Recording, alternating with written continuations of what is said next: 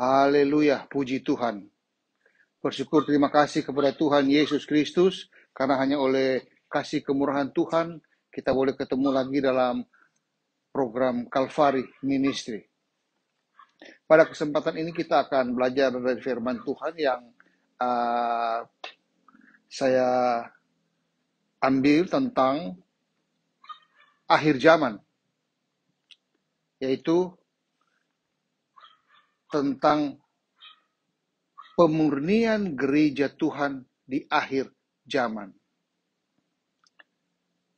Kita tahu persis bahwa kita sekarang hidup di akhir daripada akhir zaman. Sebentar lagi Yesus akan datang kembali. Dan ada banyak peristiwa-peristiwa ilahi terjadi dalam menghadapi kedatangan Yesus kedua kali.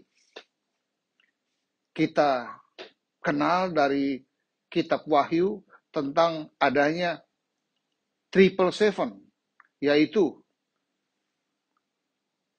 pembukaan 7 meterai Allah, kemudian peniupan 7 sangkakala Allah, dan pencurahan cawan murka Allah. Jadi peristiwa-peristiwa yang dibuatkan oleh Alkitab di kitab Wahyu ini pasti akan terjadi.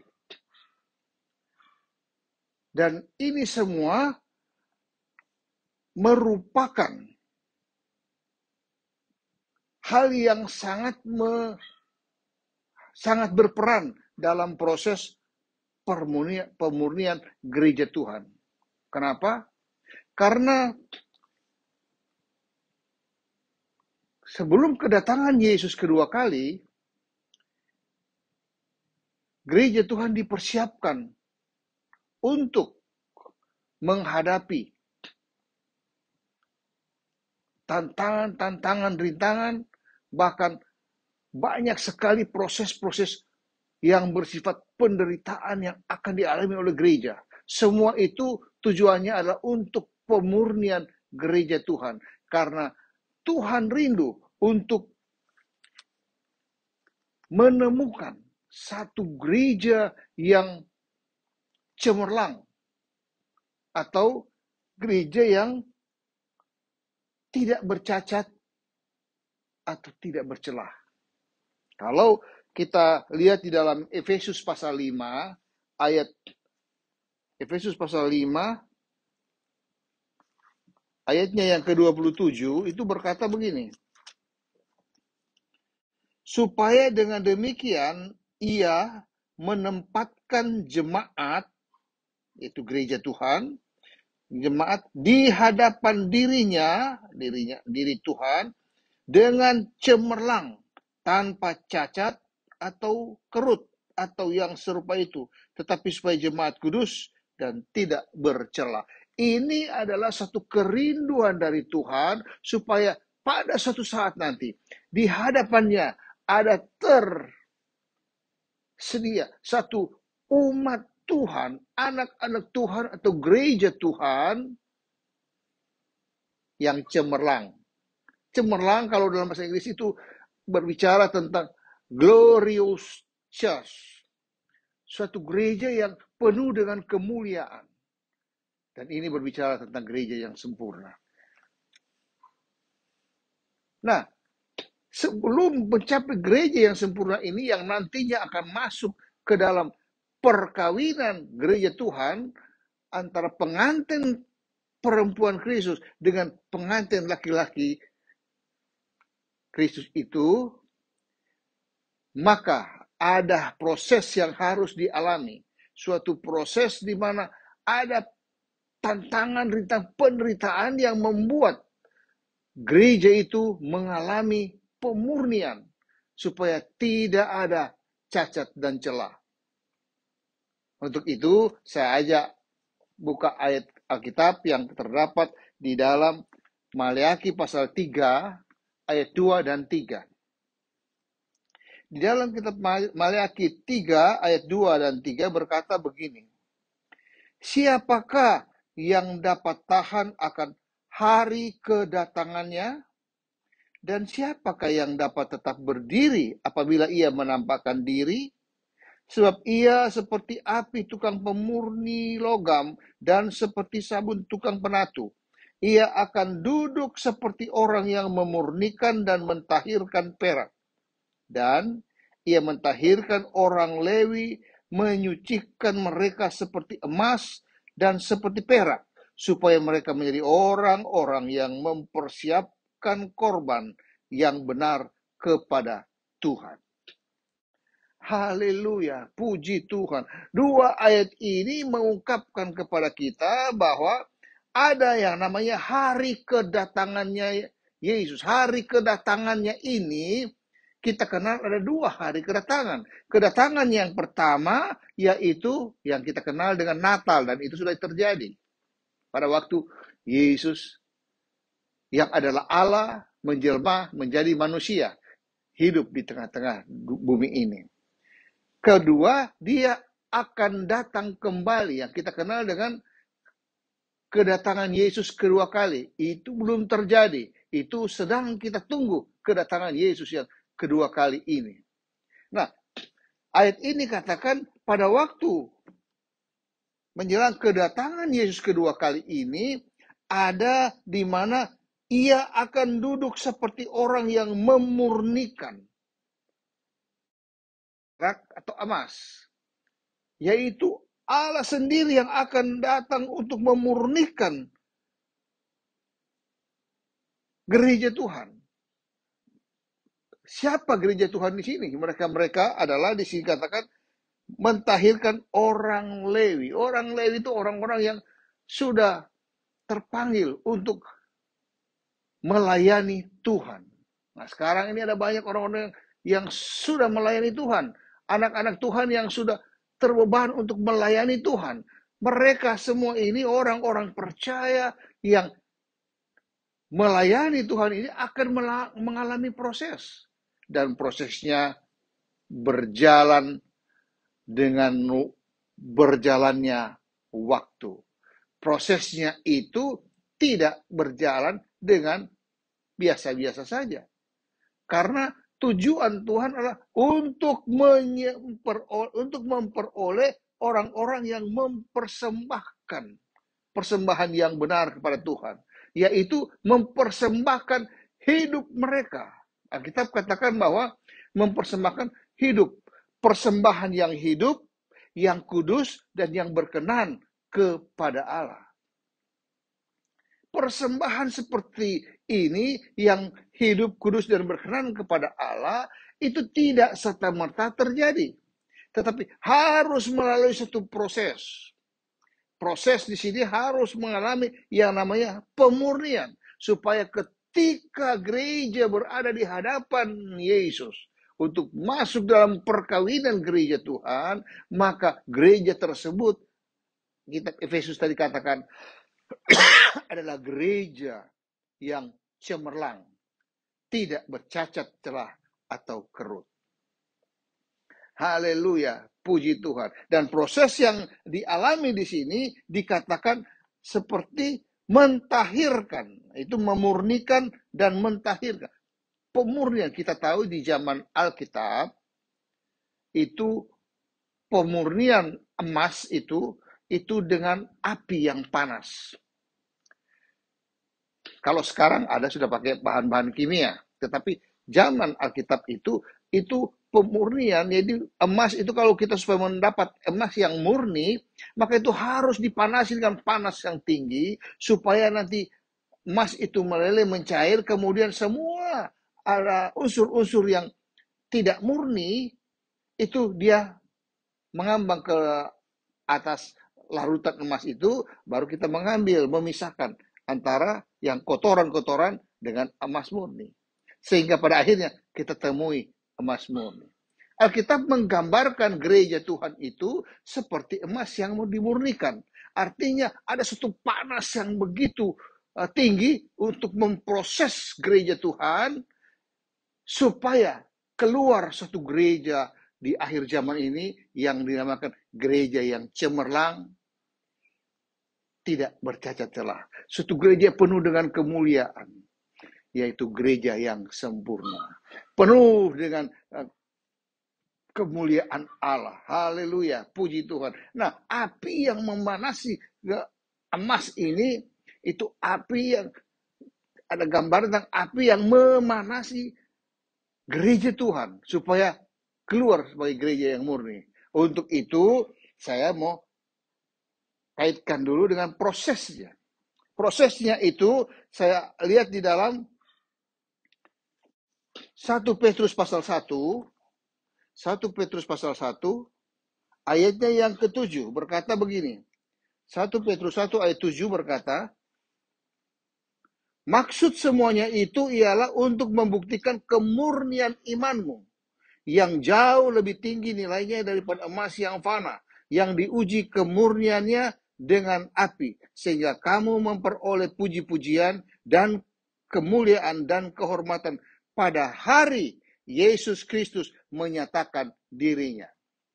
Pada waktu Yesus Kristus datang, awan-awan permai bersama-sama dengan orang-orang kudus, pada saat itu kita bisa melihat dia, dan kita menemukan, bertemu muka dengan muka. Itulah hari yang terindah, hari yang mulia, kita jumpa dengan Yesus. Nah, sebelum hari itu, maka ada proses yang akan dialami oleh gereja Tuhan, supaya gereja Tuhan itu diuji kemurniannya dengan api. Api pencobaan, api yang mampu membuat gereja Tuhan ini keluar sebagai gereja yang cemerlang, di mana memiliki iman yang murni, memiliki kasih yang murni, hanya kepada Yesus. Haleluya, puji Tuhan. Nah, itu kalau kita kaitkan dengan Yakobus 1, Yakobus 1 ayatnya yang ke-3 dan 4 berkata, sebab kamu tahu bahwa ujian terhadap imanmu itu menghasilkan ketekunan, dan biarkanlah ketekunan itu memperoleh buah yang matang, supaya kamu menjadi sempurna dan utuh dan tak berkekurangan suatu apapun. Jadi Yakobus menekankan kembali bahwa supaya proses tersebut itu akan menghasilkan satu ketekunan. Dan ketekunan ini akan mendatangkan suatu buah sehingga menghasilkan suatu kehidupan rohani yang utuh. Kehidupan rohani yang tidak mengalami kekurangan suatu apapun. Ini adalah gereja yang penuh dengan kemuliaan. Sekarang belum tercapai, tetapi satu kali kelak, rancangan dan rencana Tuhan tentang gereja yang sempurna ini pasti terjadi. Karena Paulus katakan, sekarang ini kita ada di dalam pertunangan dengan Yesus. Pertunangan dengan Yesus itu disampaikan di dalam Alkitab ini, di dalam 2 Korintus pasal 11, ayatnya yang kedua, dikatakan begini, sebab aku cemburu kepada kamu dengan cemburu ilahi. Paulus katakan ini, karena aku telah mempertunangkan kamu kepada satu laki-laki untuk membawa kamu sebagai perawan suci kepada Kristus. Jadi saat ini gereja Tuhan statusnya adalah sedang ada dalam pertunangan dengan Yesus Kristus. Itulah sebabnya kita menyanyikan lagu-lagu rohani di mana-mana. Aku mengasihi Yesus. Yesus cinta saya. Ini semua bukti bahwa kita dalam pertunangan dengan Yesus. Dan Roh Kudus sedang membentuk kita, membawa kepada kebenaran Yesus. Karena kebenaran sejati adalah Yesus saja. Nah, proses ini dia tuntun kita sampai suatu saat kita ada di hadapan Yesus sebagai satu gereja yang layak untuk menerima kasih-Nya Yesus itu. Itulah gereja yang cemerlang, penuh dengan kemuliaan. Oleh karena itu, di akhir zaman ini, apalagi ini di akhir dari akhir zaman ini, proses di mana api yang akan memanaskan seluruh gereja Tuhan itu supaya mengalami pemurnian yang ilahi sehingga menghasilkan gereja yang penuh kemuliaan itu akan sedang terjadi. Dan kalau kita kaitkan dengan kitab Wahyu, saya ambil dari Wahyu pasal 6. Wahyu pasal 6 ayatnya ke-8 berkata begini. Dan aku melihat sesungguhnya ada seekor kuda hijau kuning dan orang yang menungganginya bernama Maut dan kerajaan Maut mengikutinya. Dan kepada mereka diberikan kuasa atas 1/4 dari bumi untuk membunuh dengan pedang dan dengan kelaparan dan sampar dan dengan binatang-binatang buas yang di bumi. Ayat ini mengungkapkan kepada kita bahwa di akhir zaman ini ada pembukaan meterai. Kita tahu di Wahyu pasal 6 ini adalah pembukaan meterai. Bahkan sampai di pasal 8. Pembukaan meterai ada meterai 1, 2, 3, 4, 5, 6, 7. Nah, pembukaan meterai 1 sampai 7 ini itu terjadi sebelum datang masa antikris 3,5 tahun. Pembukaan meterai pertama itu sudah terjadi. Ini tentang bagaimana ada si kuda putih yang si pemenang ini maju sebagai pemenang untuk merebut kemenangan. Ini sudah jelas, putih berbicara tentang kesuciannya Allah dan dia sedang maju memberi kemenangan, maju sebagai pemenang untuk merebut kemenangan. Itu adalah Yesus bersama gereja Tuhan untuk mengadakan penginjilan di seluruh dunia, mencapai kemenangan, menang pada jiwa-jiwa, seluruh jiwa-jiwa, supaya kalau bisa boleh terima Yesus sebagai Tuhan dan Juru Selamat. Baru ada pembukaan meterai ke-7. Ini ada di Wahyu pasal 8. Ini ada setengah jam di sorga. Itu sunyi senyap, menjadi tenang. Kenapa? Karena terjadinya perkawinan gereja Tuhan dengan Kristus. Ini sudah tercapai gereja yang cemerlang tadi. Sehingga layak untuk masuk dalam pernikahan dengan Kristus. Meterai 1 dan meterai 7. Tetapi meterai kedua, 3, 4, 5, 6, ini dia berjalan, setelah dibuka, dia terus sampai ke masa antikris, bahkan sepanjang masa antikris 3,5 tahun, itu dia tetap bekerja. Termasuk ayat 8 ini, pembukaan meterai keempat. Pada waktu pembukaan meterai keempat ini, dikatakan ada keluar yang namanya kuda hijau kuning, yang akan membunuh, yang ditunggangi oleh maut, dan diikuti oleh kerajaan maut, ini akan membunuh 1/4 penduduk di bumi. Membunuhnya bagaimana? Dia akan membunuh dengan pedang, dengan kelaparan, dengan sampar, dan binatang-binatang buas. Kelaparan ini berkaitan dengan pedang. Pedang ini berkaitan dengan pembukaan meterai pertama, yang dimana dikatakan keluarlah meterai kedua. Meterai kedua yang bunyinya seperti ini. Dan ketika anak domba itu membuka meterai yang kedua, aku mendengar makhluk yang kedua berkata, mari. Dan majulah seekor kuda lain, merah padam, kuda merah padam, dan orang yang menungganginya dikaruniakan kuasa untuk mengambil damai sejahtera di atas bumi, sehingga mereka saling membunuh, dan kepadanya dikaruniakan sebilah pedang yang besar.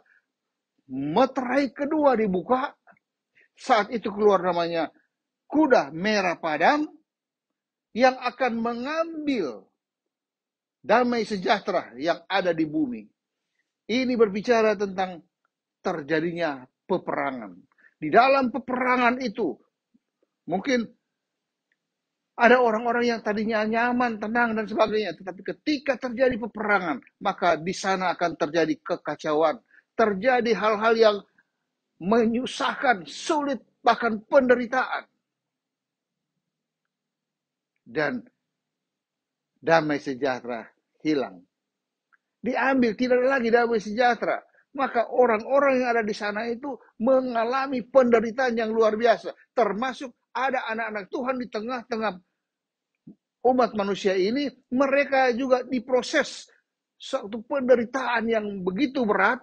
Akibat peperangan ini, mereka harus kuat, memiliki iman yang teguh menghadapi situasi seperti itu. Tapi ada jaminan Tuhan, ada pemeliharaan Tuhan pada saat tidak ada damai seperti itu. Karena Tuhan kita adalah Tuhan yang adalah Raja Damai. Dan kedua dikatakan bahwa membunuh dengan pedang dan dengan sampar dan dengan kelaparan dan sampar. Kelaparan, kita tahu bahwa kalau terjadi huru-hara, terjadi peperangan, ada rivalisasi antara satu negara dengan negara lain, maka akan terjadi peperangan, damai sejahtera tidak ada. Kemudian segala produksi terjadi gangguan dan sebagainya, sehingga kurang produksi pangan. Keuangan terganggu, resesi di mana-mana. Akibatnya apa? Akibatnya orang, manusia itu kekurangan keuangan, kekurangan makanan, sebagainya, terjadilah namanya kelaparan yang mendatangkan maut. Itu di dalam ayat 5. Ketika anak domba itu membuka meterai ketiga, aku mendengar makhluk yang ketiga berkata, mari, dan aku melihat sesungguhnya ada seekor kuda hitam. Dan orang yang menaunginya memegang sebuah timbangan di tangannya. Kuda hitam ini bicara tentang kematian akibat kelaparan. Dan itu sudah terjadi. Sekarang di mana-mana ada banyak kelaparan. Kita tahu di daerah Afghanistan kemarin ada sekian juta anak-anak yang kelaparan. Indonesia sempat kirim bantuan ke sana. Bahkan di Afrika kita tahu banyak yang kelaparan. Itu sudah terjadi kelaparan ini. Tetapi bagi kita anak-anak Tuhan, gereja Tuhan yang dipersiapkan untuk menjadi pengantin perempuan, ada pemeliharaan khusus dari Tuhan. Itulah sebabnya sangat penting kalau kita tetap ikut Tuhan Yesus. Kalau engkau saat ini belum percaya kepada Yesus, maka inilah kesempatan. Engkau bisa ngambil keputusan, saya mau percaya kepada Yesus sebagai Tuhan dan Juru Selamat pribadi saya. Maka engkau akan mengalami segala kemurahan Tuhan, anugerah Tuhan yang Tuhan berikan sebagai pemeliharaan bagi kita. Di tengah-tengah penderitaan akibat dari peperangan, akibat dari kelaparan. Dan yang ketiga dikatakan bahwa itu akan membunuh dengan sampar. Kita tahu sampar ini kayak 2 tahun terakhir ini kita mengalami yang pandemi COVID-19. Banyak yang meninggal. Di dunia ini sudah sekian banyak manusia yang meninggal karena COVID-19. Dan kedepannya akan muncul yang namanya penyakit-penyakit yang tidak ada obatnya. Sekarang seakan-akan yang namanya varian baru itu, COVID-19 sampai Omicron dan sebagainya, ini berkembang, obat belum ada, muncul lagi varian baru, muncul lagi. Akan terus berkembang. Di akhir zaman ini, kita akan temui ada penyakit-penyakit yang tidak ada obatnya. Seakan-akan ilmu kedokteran itu kalah cepat dibanding dengan penyakit yang datang ini. Itu buktinya kita ada di akhir daripada akhir zaman ini. Kenapa? Karena ada sampar yang akan terjadi sehingga banyak yang mati. Yang di dalam ayat 8 tadi dikatakan 1/4 penduduk bumi akan mati oleh pedang, yaitu karena damai sejahtera hilang, oleh kelaparan, dan oleh sampar, penyakit. Ini tiga ini akan bekerja. Ketiga ini bekerja yang dikerjakan oleh, katakan di sini, binatang-binatang buas yang di bumi. Jadi ada binatang-binatang buas yang akan mengelola ini tentang damai sejahtera, kelaparan, dan tentang sampar ini dikelola oleh binatang buas. Wah, kok binatang buas bisa mengelola? Kalau kita lihat di Wahyu pasal 13, ayat 1 berkata, lalu aku melihat seekor binatang keluar dari dalam laut, bertanduk 10 dan berkepala 7. Di atas tanduk-tanduknya terdapat 10 mahkota, dan pada kepalanya tertulis nama-nama hojat. Binatang yang kulihat itu serupa dengan macan tutul, dan kakinya seperti beruang, dan mulutnya seperti singa. Ini binatang buas, macan tutul, singa, beruang. Ini binatang-binatang buas. Dan ternyata binatang buas ini bukan binatang. Kalau kita lihat di ayat 18, pasal 13 ini. Ayat 18 katakan, yang penting di sini ialah hikmat. Barang siapa yang bijaksana, baiklah ia menghitung bilangan binatang itu. Jadi binatang itu dihitung bilangannya. Karena bilangan itu adalah bilangan seorang manusia, dan bilangannya ialah 666. Jadi binatang buas ini adalah seorang manusia. Tetapi seorang manusia ini dia punya bilangan yang jumlahnya 666.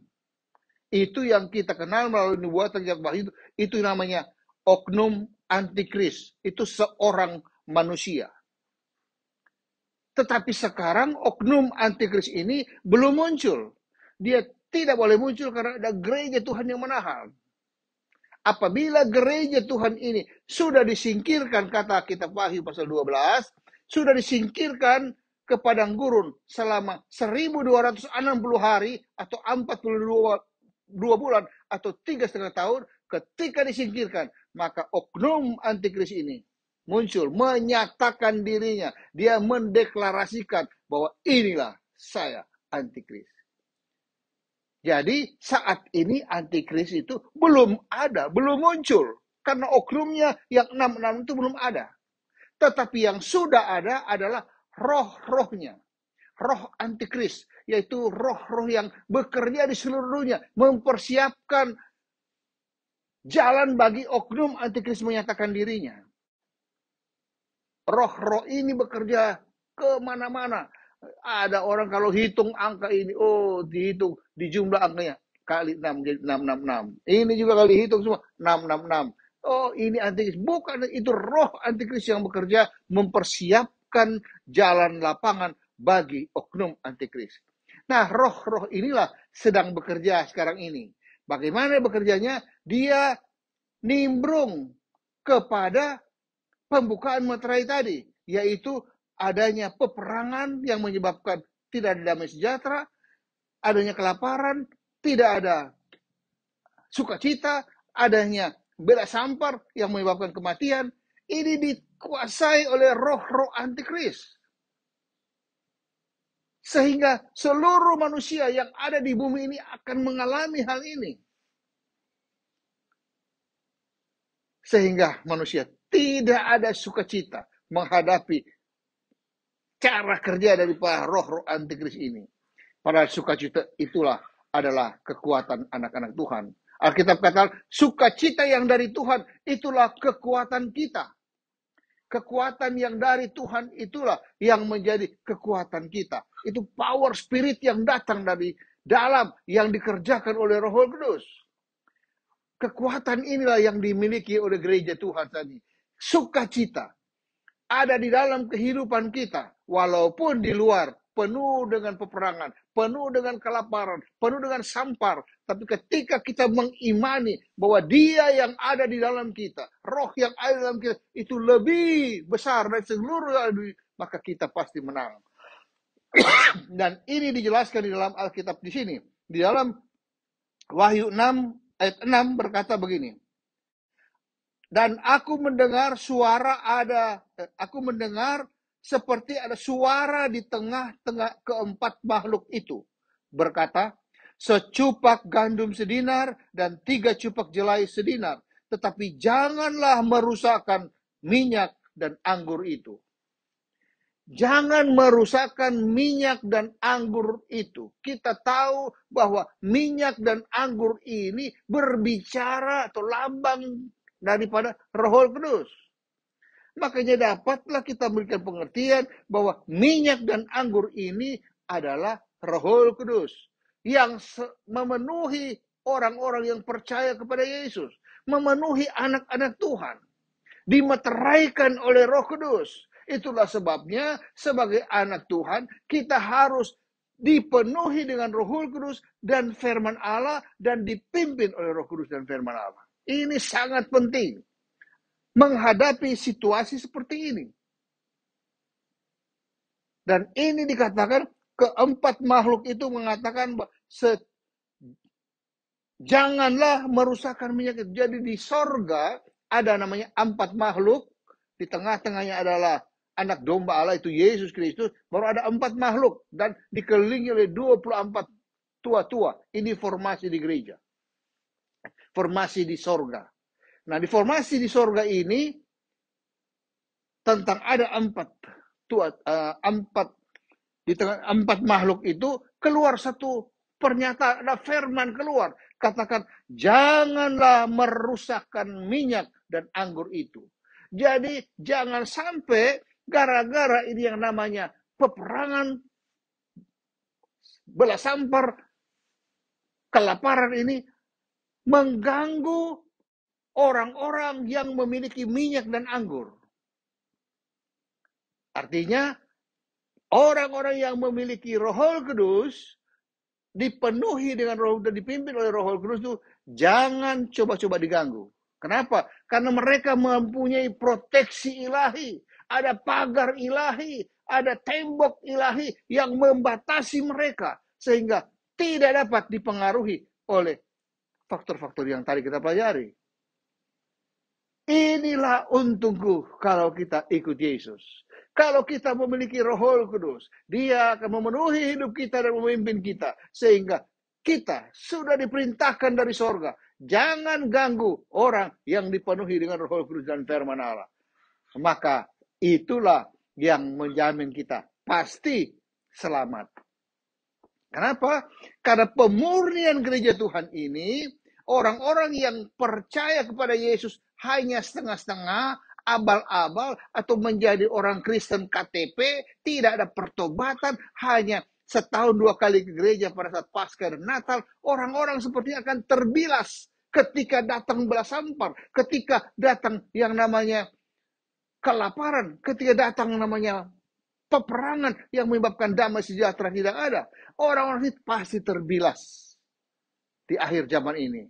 Sehingga akan keluar yang namanya gereja yang cemerlang. Gereja yang penuh dengan Roh Kudus dan firman Allah. Dan gereja ini kita dapat gambarkan melalui Matius 25. Seperti gereja yang sempurna yang ditulis sebagai 5 anak darah yang bijaksana.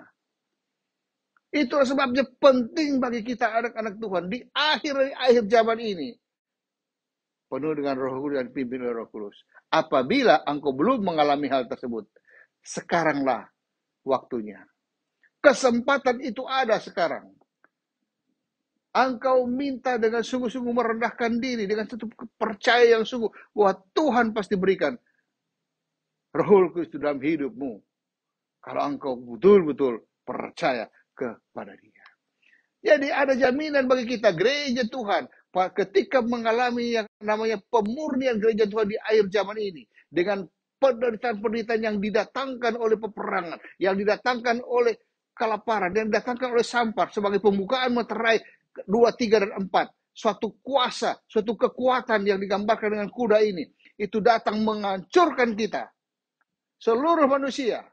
Tapi bagi mereka yang percaya kepada Yesus, penuh dengan Roh Kudus dan dipimpin oleh Roh Kudus, mereka tidak dapat mempan oleh cara kerja dari roh-roh antikris ini. Kenapa? Karena minyak dan anggur itu jangan dirusakkan. Ada perlindungan ilahi, ada proteksi ilahi yang dikerjakan oleh Roh Kudus, yaitu penguasa segala-galanya. Yesus yang pegang segala kuasa di surga dan di bumi, bahkan di bawah bumi. Yesus yang pegang segala maut dan alam maut, ada di tangan Yesus. Yesus segala-galanya. Itulah sebabnya kita harus percaya kepada Yesus. Kita harus yakin betul bahwa saya ini milik Yesus. Yesus sudah mati di kayu salib Kalvari. Dia curahkan darahnya untuk tebus dosa-dosa manusia. Supaya semua orang boleh percaya kepada Dia. Dan setelah kita percaya kepada Dia, kita akan berusaha untuk tetap melayani Dia, taat kepada firman Tuhan, taat kepada Yesus. Maka ketaatan itulah yang akan menjamin kita memiliki perlindungan supaya tidak dirusakkan yang namanya minyak dan anggur itu. Perlindungan Tuhan berlaku bagi orang yang taat. Orang yang mau sungguh-sungguh taat kepada Tuhan, takut akan Tuhan, merendahkan diri hadapan Tuhan. Itulah yang namanya orang-orang percaya yang akan dibentuk menjadi gereja yang cemerlang. Gereja penuh dengan kemuliaan. Glorious Church.